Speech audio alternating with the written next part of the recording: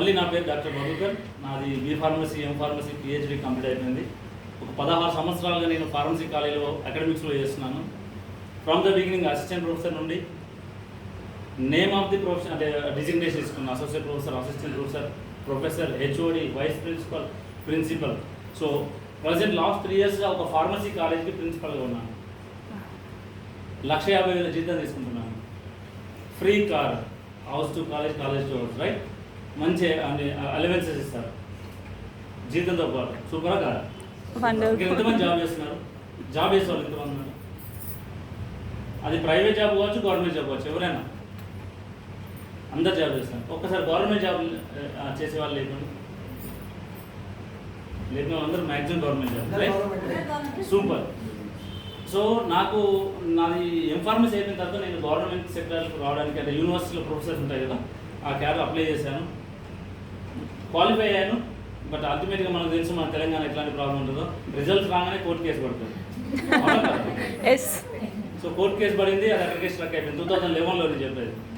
So నా 2009లో M Pharmacy అయిపోయింది, 2011లో రాశాను. 2011లో ఒకరు వచ్చి ఉంటే నేను ఇప్పటికీ ప్రొఫెసర్ అండ్ అబౌవ్ లెవెల్లో ఉండేవాడిని. Almost 14 years. సో అట్లా ఉండే ప్రొఫెషన్లో నాకు జాబ్ అంటే ఏంటో బాగా అర్థమైంది 16 సంవత్సరాల్లో.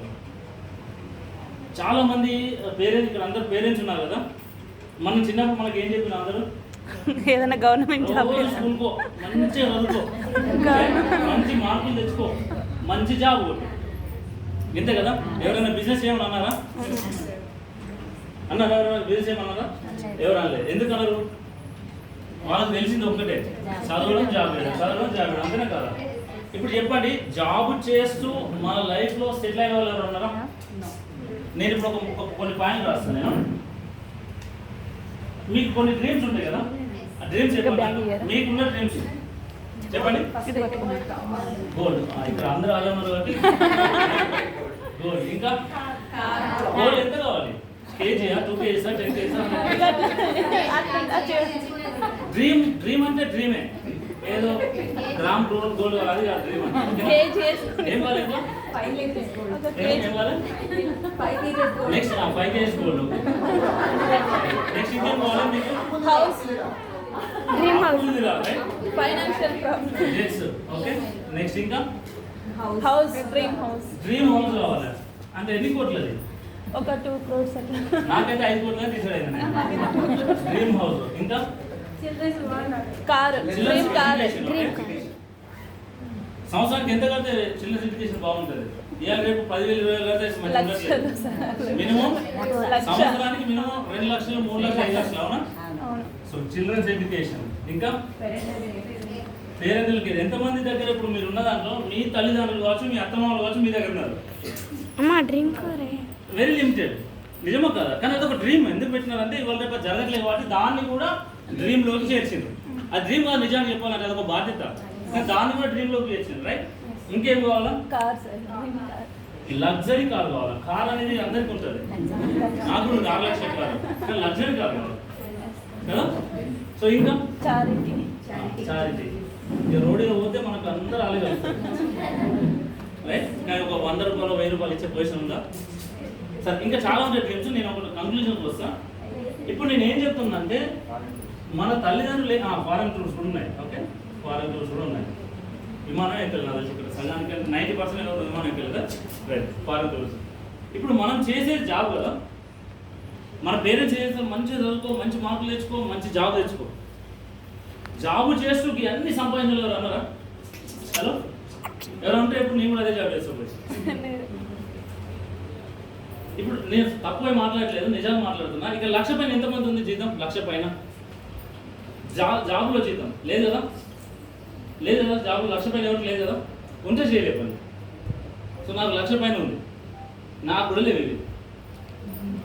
సో నేను ఏమంటున్నా అంటే జాబ్ అనేది ఏదైతే ఉందో, జాబ్ అనేది మన డ్రీమ్స్ నెరవేర్చదు. ఏం నెరవేర్చారు? నీడ్స్ అంటే ఏంటి? తినడం, బట్టలు కొనుక్కోవడం, ఒక గుడిసె, ఇలా నేను డ్రీమ్ హౌస్ అన్నా, గుడిసెలో ఉండడం, వీటిని మాత్రం నెరవేరుస్తుంది. ఏమో కదా? జాబ్ అంటే మీనింగ్ ఏంటంటే జాయిన్ ఫర్ అదర్ బిజినెస్.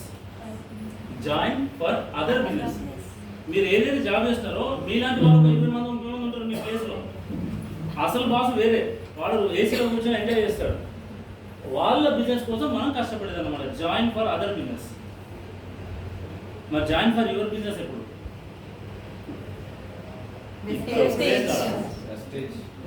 ఇక్కడ ఒకే కాడ నాకు అనిపించింది ఏంటంటే బిజినెస్, సారీ జాబ్ తెలుగులో ఏమంటారు? ఉద్యోగం.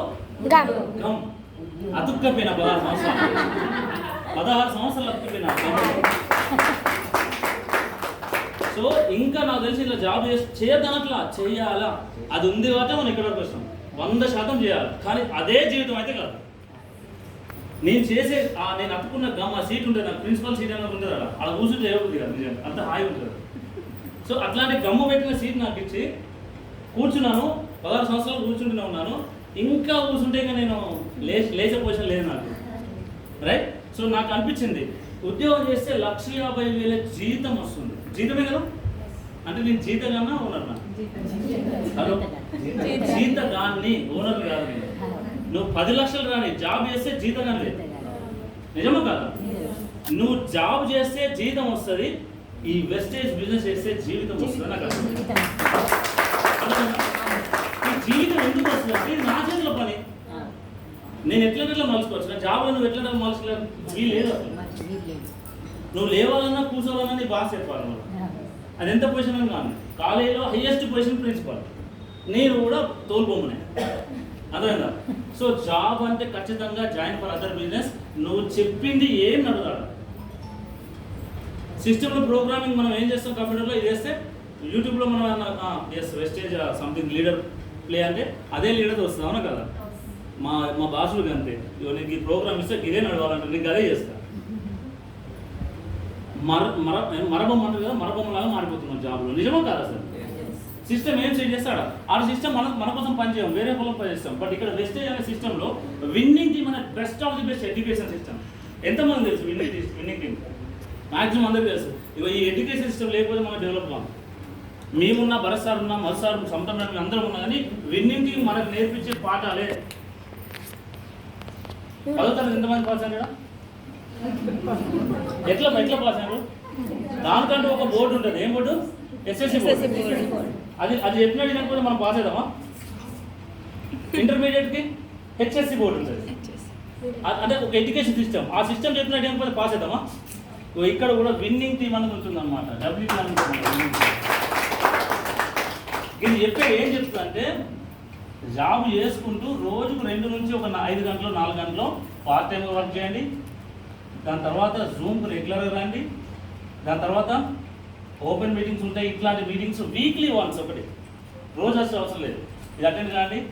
మెగా మీటింగ్ అంటే ఏంటంటే మొన్న జరిగింది ఎఫ్ఆర్యూ ఫ్యామిలీ రీయూనియన్. పిచ్చి ఎంజాయ్ చేసినా. మా డ్యాన్స్ ఎంతమంది చూసినారు?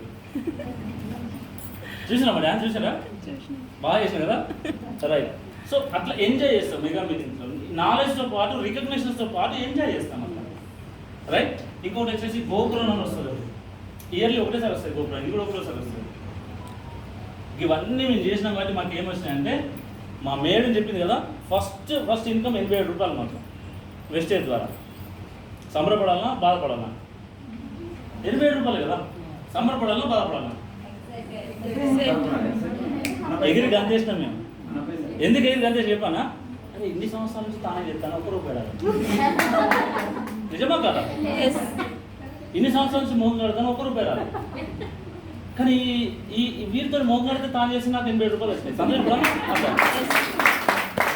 సో అట్లా చేసే క్రమంలో నేను లేను అసలు. ఇక్కడ నేను మహారాష్ట్రలో కాలేజీలో ప్రిన్సిపాల్ వర్క్ చేస్తున్నా. మా మేడం సింగిల్గా బిల్డ్ చేసింది business up to star director వరకు 54,720 రూపాయలు సంపాదించింది. అంటే చూడండి, ఈ 54,720 రూపాయలలో ఏమేమి తీసుకున్నా అంటే, మంత్లీ ఒక బైక్ తీసుకుంది, ఓన్గా ఓలా బైక్ తీసుకుంది, 1,10,000 సింగిల్ పేమెంట్లో తీసుకుంది. హలో, గోవా పోయినాం, ఫ్రీ ట్రిప్ ఫ్యామిలీతో పోయినాం, 5 స్టార్ హోటల్లో, అది స్విమ్మింగ్ పూల్ అంతా ఫుల్ ఎంజాయ్ చేసినాం. ఎంతమంది పోవాలండి గోవా? బీచ్లలో తిరగాల, స్విమ్మింగ్ పూల్లో స్విమ్ చేయాలని ఎంతమంది అనుకుంటారు? అందరూ రైట్. నెక్స్ట్ దుబాయ్ పోయినాం విత్ క్రూజ్. దుబాయ్ కాదు, ఖతార్ పోయినాం. క్రూజ్ పోయినాం. అంటే మా మేడం తీసుకున్న డిసిషన్ తోటి ఇవన్నీ పోయినాం. ఇప్పుడు నెక్స్ట్ థాయిలాండ్ ఫ్యామిలీతో పోతున్నాం. ఎంతమంది థాయిలాండ్ రావడం రెడీ ఉన్నారు ఇక్కడ? ఇక్కడ ఉన్న ప్రతి ఒక్కరు రావచ్చు. ఎట్లా రావచ్చు? ఎట్లా వస్తుంది చెప్పండి? కాదు, రోజు స్నానం చేయాలి, రోజు ముఖం కడగాలి, రోజు మన బట్టలు మనం పెట్టుకోవాలా ఈ ప్రొడక్ట్స్ తోటి. 3 నెలల్లో మీరు సిల్వర్ అయిపోతారు. 3 నెలలు గట్టిగా మీరు భరోసా చెప్పింది, మీ అప్లై చెప్పింది ఎవరైనా వింటే 3 నెలల్లో సిల్వర్ అయిపోతారు. ఇవి థాయిలాండ్. విమానం ఎంతమంది ఎక్కిన ఇప్పటివరకు? విమానం ఎక్కిన వాళ్ళు మేమైతే నేను ఇయర్లీ ఒక 10 సార్లు ఎక్కుతూనే ఉంటాను. ఇంకా ఎక్కిన వాళ్ళు ఎంతమంది? ఎక్కుదాం అనుకుంటున్నారా లేదా? అది ఫ్రీగా. హలో, ఫ్రీగా ఎక్కుదాం అనుకుంటున్నా? రైట్. ఇవి థాయిలాండ్కి వచ్చేవాడానికి మీ అందరికీ ఆస్కారం ఉంది, మీ అందరికీ ఎలిజిబిలిటీ ఉంది. జస్ట్ 3 months గట్టి కష్టపడితే. నేను చెప్తాను కదా, మా మేడం అంతా కష్టపడేది కదా. నేను జాయిన్ అయ్యాను. నేను మా మేడంకి సపోర్ట్ ఇచ్చిన తర్వాత 4 నెలల్లో 4 monthsలో స్టార్లో ఉన్న మనం యూనివర్సిటీకి వచ్చాం. మీ హస్బెండ్స్కి సపోర్ట్ చేయాలనుకో సంతోషపడండి. ఎందుకు సంతోషపడంటే మీరు ఒక్కరుగా మీరు స్టార్ లేకుంటే డైమండ్ క్రౌన్ వచ్చినాక ఒక 50,000, 80,000, 1,00,000 వచ్చినాక కార్ ఫండ్ వచ్చిపోయాక ఆ కార్కు డ్రైవర్గా రావడానికి రెడీగా ఉంటారు మీ హస్బెండ్. అర్థమైందా మీకు? సో ఈ డ్రీమ్ మనం. కానీ చాలా మంది బాధపడతారు. ఇక్కడ ఎక్కడ బాధపడతారు అంటే మా ఆయన అసలు అర్థం చేసుకుంటారు, పోవద్దంటారు. అవునా కదా? ఇవన్నీ వినాలే. అవునా? ఇంతే, అన్నీ వినాలా. విని మనం చేయాలా. మీరు వన్స్ కార్ ఫండ్ అచీవ్ అయితే మీకు మంచి అంటే మంత్లీ ఒక 8,000, 10,000 కార్ ఫండ్ వస్తూ ఉంటుంది. అప్పుడు మీరు ఒక కార్ బుక్ చేసిన తర్వాత ఆయనకు చెప్పకుండా బుక్ చేయాలి. ఆయన తీసుకుపోయి ఒక కార్ అన్నారా? ఎవరిది అంటే నీది అనాలా. ఎస్, నీది అనాలా. సంధ్య మేడం అట్లే అన్నది. నేను ఇంకొక పర్చేజ్ చెప్తాను, మీరు క్లియర్గా ఉన్నాను. చాలామంది లేడీస్ బాధపడే విషయం ఇదే. కానీ నాకు తెలిసి ఇక్కడ ఎవరు బాధపడట్లేదు, బాధపడకూడదు అనుకుంటున్నాను. సంధ్య మేడం, నేను వడ్డమేష్ శ్రీనివాసన్ తెలుసు కదా, ముగ్గురం కార్లో పోతున్నాం. నాకు సంధ్య మేడం చెప్పింది, నాకు నేను ఇందులో 12% నుంచి బ్రాంచ్కి వెళ్ళే టైంలో ప్లాన్ చెప్పడానికి పోతారు కదా అందరూ, మేడం కూడా పోతా ఉంది. వాళ్ళ హస్బెండ్ ఎంత నెగిటివ్ అంటే, సైదుల్ సార్ ఎటు వెళ్ళొద్దు, ఎందుకు తిరుగుతున్నావు, ఇష్టం అడ్డమైన తిరుగుడు ఎందుకు తిరుగుతున్నావు, ఏమొస్తుంది నీకు అని చెప్పి ఒక రోజు తాగి వచ్చి కొడలు ఉంటుంది కదా, కొడలి పిడి ఇక్కడ అసలు ఎంత టార్చర్ పెట్టినట్టు మేడంని. ఇప్పుడు 5.5 లక్షలు